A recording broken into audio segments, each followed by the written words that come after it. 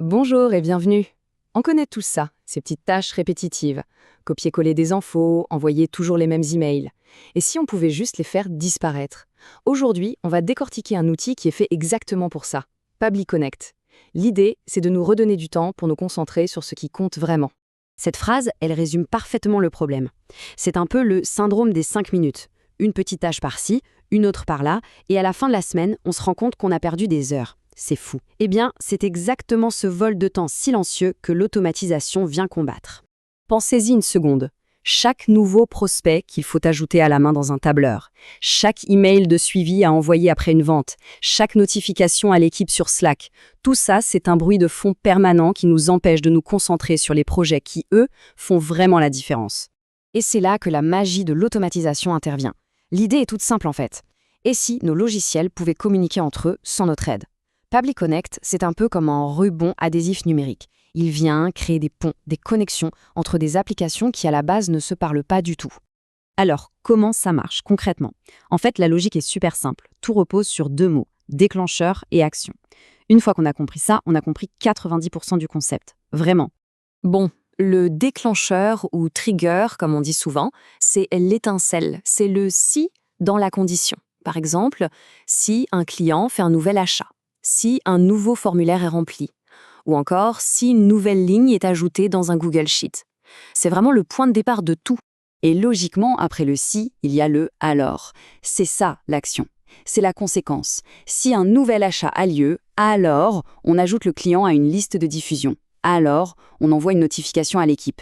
C'est la tâche qui va être exécutée pour nous, comme par magie. Et voilà, c'est aussi simple que ça. L'enchaînement d'un déclencheur et d'une ou plusieurs actions, ça forme ce qu'on appelle un workflow, un flux de travail. C'est toute la séquence automatisée du début à la fin. Allez, assez de théorie, passons à la pratique. On va voir que créer son premier workflow, c'est étonnamment intuitif. Voyons les étapes clés pour que tout le monde puisse se lancer.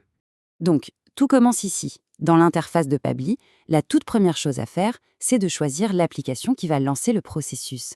Est-ce que ça part de Facebook, de Google Sheets, de WooCommerce? C'est la source de l'événement. Ensuite, on tombe sur ce mot qui peut faire un peu peur, webhook. Pas de panique, il faut voir ça tout simplement comme une URL unique, une sorte d'adresse postale numérique. Pabbly nous donne cette adresse pour qu'on puisse lui envoyer des informations depuis une autre application. Et la connexion, elle, se fait très simplement. On prend cette URL, on la copie et on va la coller dans les paramètres de notre application de départ. C'est ce simple copier-coller qui va établir le pont entre les deux outils. Attention, voici l'étape cruciale, le mappage. C'est un peu comme un jeu de connexion. On va dire à Pabbly, OK, l'information qui s'appelle prénom dans mon formulaire, tu vas la mettre dans la colonne prénom de mon tableur. L'info email, elle va dans la colonne email. On fait correspondre chaque information à sa destination. C'est là qu'on donne nos instructions. OK, on a vu les bases, mais Pabbly Connect, ça va bien plus loin que de simples connexions de A vers B.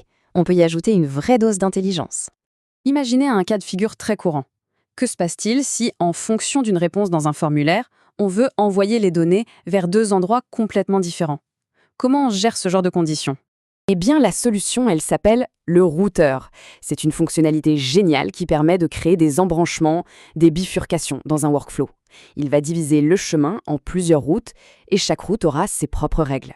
Cet exemple illustre ça parfaitement. Le routeur va analyser une donnée, ici le genre. Si la valeur est homme, hop, il envoie les infos vers une feuille de calcul spécifique. Si c'est femme, il les envoie vers une autre. Ça permet de trier et d'organiser les données automatiquement selon des critères bien précis. Bon, maintenant qu'on a vu tout ça, il est temps de faire le bilan. Pour avoir une vision juste, il faut regarder les points forts, mais aussi, bien sûr, les limites de Pabbly Connect. Le premier point fort, et il est de taille, c'est son catalogue d'intégration. Avec plus de 2000 applications compatibles, les chances sont énormes que tous les outils du quotidien, que ce soit un CRM, une boutique en ligne ou des outils marketing, puissent s'y connecter. C'est juste énorme. Ensuite, le prix. C'est un argument de poids, c'est clair. Pabbly est très connu pour ses offres à vie où on paye une seule fois. C'est assez rare pour être souligné. Mais attention, il faut bien lire les détails. Les plans standards et pro qui sont les plus abordables sont limités à des workflows très simples, en 2 étapes seulement. Pour vraiment débloquer toute la puissance, il faut passer au plan Ultimate. Alors on se dit, si c'est si puissant et si abordable, où est le loup? Pourquoi est-ce que tout le monde n'utilise pas ça pour absolument tout automatiser? Et voilà la limite fondamentale. Pabbly Connect, c'est un système basé sur des règles, pas sur de l'intelligence. Il exécute des ordres très précis, mais il ne peut pas interpréter le contexte ou la nuance. Par exemple, il saura qu'un nouveau ticket de support est arrivé, mais il sera incapable de lire le contenu de l'email pour comprendre si le client est furieux ou quel est son problème exact.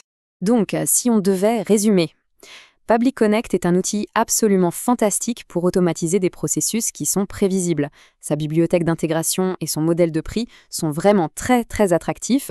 Par contre, il va vite montrer ses limites face à des tâches qui demandent de l'interprétation du contexte, comme la gestion avancée d'un support client par exemple. Et voilà, on arrive à la fin de cette exploration. L'idée clé à retenir, c'est que l'automatisation, ce n'est pas juste un outil technique. C'est un moyen de se libérer du travail mécanique pour pouvoir se concentrer sur ce qui a vraiment de la valeur. La question reste donc ouverte. En y réfléchissant, quelle serait la toute première tâche qui mériterait d'être automatisée ?